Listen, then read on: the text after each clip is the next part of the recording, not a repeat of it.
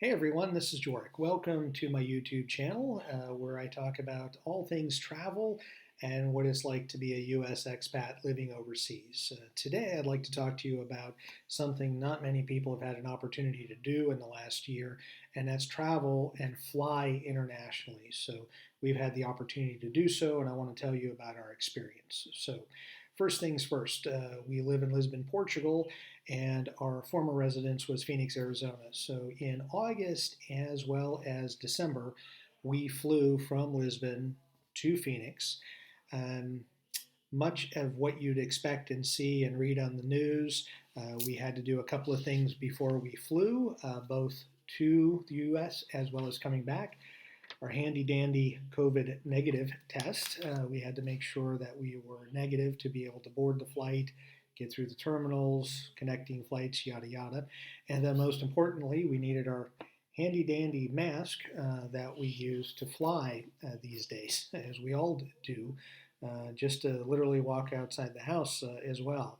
I want to tell you that flying wasn't any different pre-COVID. It's a little bit, I'll say, of a nuisance to have to wear the mask while you're flying, other than, of course, while you're eating and drinking. But at the end of the day, it's not that big of a deal, and it's worth it to be able to get to destinations to see family and friends. At least I feel that way, and I hope you do too.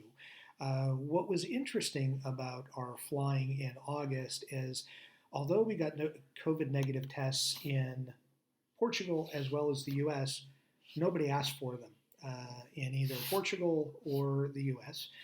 In December, we also received our testing in Portugal. Nobody asked for it when we were getting on the plane. Nobody asked for it in Phoenix. We also received our testing in Phoenix before we came back.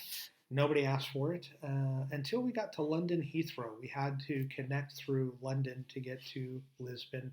And at that point, the gate agent looked at our test, and because our test did not say PCR on it, there's a number of tests that you can get for COVID, we were not allowed to board, which was interesting because we did do a PCR test. It was the nose scrape that is associated with PCR, but it unfortunately on the form it didn't have it, and it was the middle of the night back in Phoenix, so we weren't able to call and get them to corroborate that we did have the correct test to board.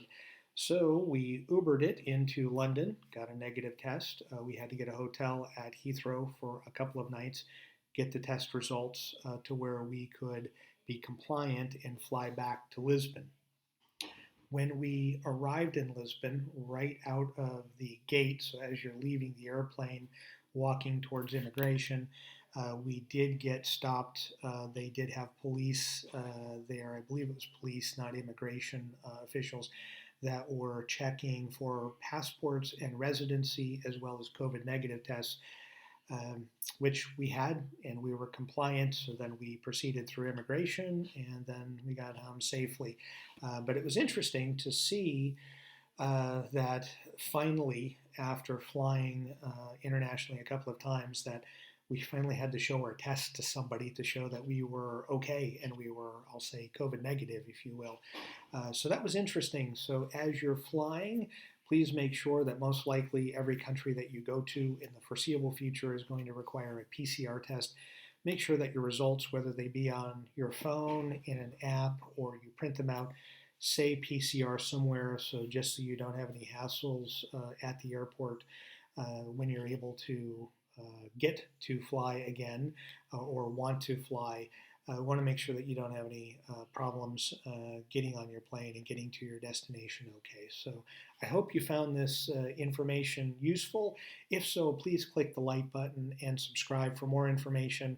It's 2021. I'm going to have a lot of info to give you on what it's like to live overseas. And as always, enjoy the ride.